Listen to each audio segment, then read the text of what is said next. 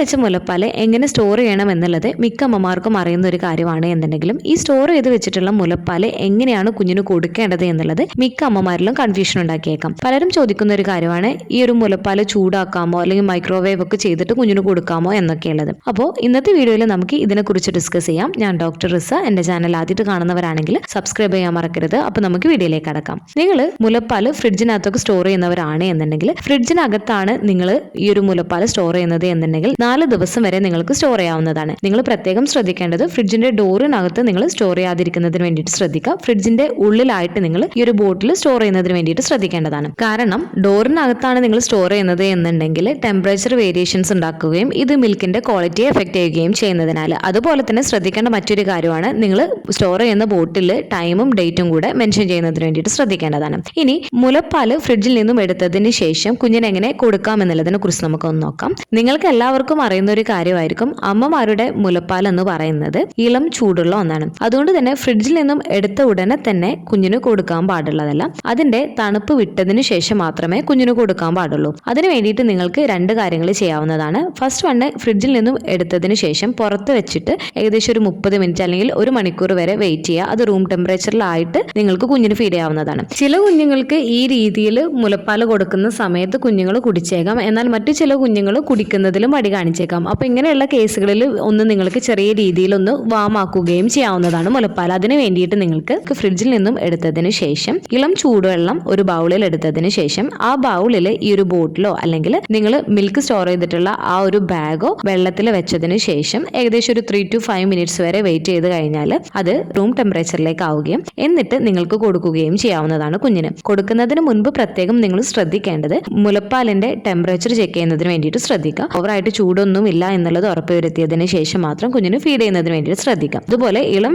ചൂടുവെള്ളത്തിൽ നിങ്ങൾ ഈ ഒരു ബോട്ടിൽ ഇറക്കി വെക്കുന്ന സമയത്ത് ശ്രദ്ധിക്കേണ്ട കാര്യം ആ ഒരു വെള്ളം നല്ല ചൂടുള്ളതോ അല്ലെങ്കിൽ തിളച്ച വെള്ളമോ ആവാതിരിക്കുന്നതിന് വേണ്ടിയിട്ട് പ്രത്യേകം ശ്രദ്ധിക്കേണ്ടതാണ്. കാരണം ഈ ഒരു വെള്ളത്തിന്റെ ടെമ്പറേച്ചർ കൂടുന്നതിനനുസരിച്ചിട്ട് ഈ ഒരു മിൽക്കിന്റെ ന്യൂട്രിയൻസ് എല്ലാം തന്നെ നഷ്ടപ്പെടുന്നതിന് കാരണമാവുന്നതാണ്. അതുപോലെ ബോട്ടിൽ വാമറും നിങ്ങൾക്ക് യൂസ് ചെയ്യാവുന്നതാണ്. ഇനി പ്രത്യേകം ശ്രദ്ധിക്കേണ്ടത് ഈ ഒരു പാല് തിളപ്പിക്കാനോ അല്ലെങ്കിൽ ചൂടാക്കാനോ പാടുള്ളതല്ല. അതുപോലെ തന്നെ മൈക്രോവേവും ചെയ്യാൻ പാടുള്ളതല്ല. അപ്പോൾ വാം വാട്ടർ എന്ന് വെച്ച് കഴിഞ്ഞാൽ 72 ഡിഗ്രി സെൽഷ്യസിന് താഴെയാണ് വെള്ളത്തിന്റെ ചൂടെന്ന് പറയുന്നത്. ഏകദേശം നിങ്ങൾ യൂസ് ചെയ്യുന്ന ഒരു വെള്ളത്തിന്റെ ചൂടെന്ന് പറയുന്നത് ഏകദേശം ഒരു 40 ഡിഗ്രി സെൽഷ്യസിലാവുന്നതിന് വേണ്ടിയിട്ട് ശ്രദ്ധിക്കുക. അതുപോലെ നിങ്ങൾ എല്ലാവരും തന്നെ പ്രത്യേകം ശ്രദ്ധിച്ചിട്ടുള്ള ഒരു കാര്യമായിരിക്കും, സ്റ്റോർ ചെയ്ത് വെച്ചിട്ടുള്ള മുലപ്പാൽ നമ്മൾ എടുത്തു നോക്കുന്ന സമയത്ത് അതിനകത്ത് അടിഭാഗത്തുള്ള പാല് കട്ടി കുറഞ്ഞ പാലായിട്ട് മുകൾ ഭാഗത്ത് കുറച്ച് കട്ടി കൂടിയിട്ടുള്ള പാലായിട്ട് കാണാം. അപ്പോൾ ഈ ഒരു ഫാറ്റ് കണ്ടന്റ് മുകളിലുള്ളത് ഈ ഒരു പാലുമായിട്ട് മിക്സ് ചെയ്യുന്നതിന് വേണ്ടിയിട്ട് നിങ്ങൾ ചൂടാക്കുന്ന സമയത്ത് ചെറിയ രീതിയിലൊന്ന് മിക്സ് ചെയ്യുന്നതിന് വേണ്ടിയിട്ട് ശ്രദ്ധിക്കുക. നല്ല പോലെ തന്നെ ഈ ഒരു ബോട്ടിലിൽ മിൽക്ക് ഷേക്ക് ചെയ്യാതിരിക്കുന്നതിന് വേണ്ടിയിട്ട് പ്രത്യേകം ശ്രദ്ധിക്കുകയും ചെയ്യേണ്ടതാണ്.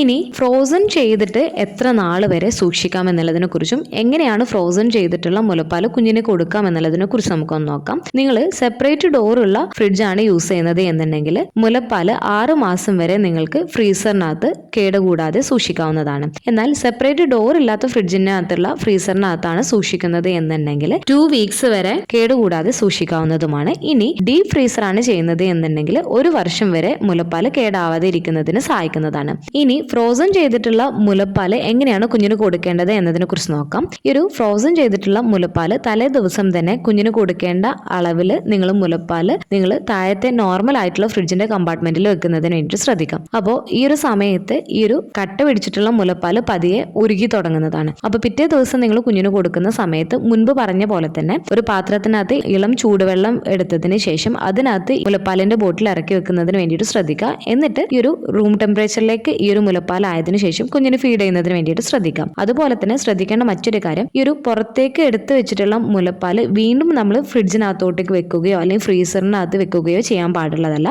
റൂം ടെമ്പറേച്ചറിലേക്ക് ആയിട്ടുള്ള മുലപ്പാൽ 2 മണിക്കൂറിനുള്ളിൽ തന്നെ കുഞ്ഞിന് കൊടുക്കാൻ വേണ്ടിയിട്ട് ശ്രദ്ധിക്കുക. അതിനുശേഷം അത് കളയേണ്ടതാണ്. അതുപോലെ തന്നെ മറ്റൊരു കാര്യം ശ്രദ്ധിക്കേണ്ടത്, ഫ്രീസറിനകത്ത് നിന്നും നമ്മൾ ഈ ഒരു നോർമൽ ഫ്രിഡ്ജിന്റെ കമ്പാർട്ട്മെന്റിലേക്ക് വെച്ചതിന് ശേഷം നിങ്ങൾക്ക് ഒരു ദിവസം വരെ, അതായത് 24 മണിക്കൂർ വരെ നിങ്ങൾക്ക് അത് യൂസ് ചെയ്യാവുന്നതാണ്. അതിനുശേഷം നിങ്ങൾ അത് യൂസ് ചെയ്തിട്ടില്ല എന്നുണ്ടെങ്കിൽ ആ ഒരു മുലപ്പാൽ കളയേണ്ടതാണ്. വീണ്ടും കുഞ്ഞിന് കൊടുക്കാൻ പാടുള്ളതല്ല.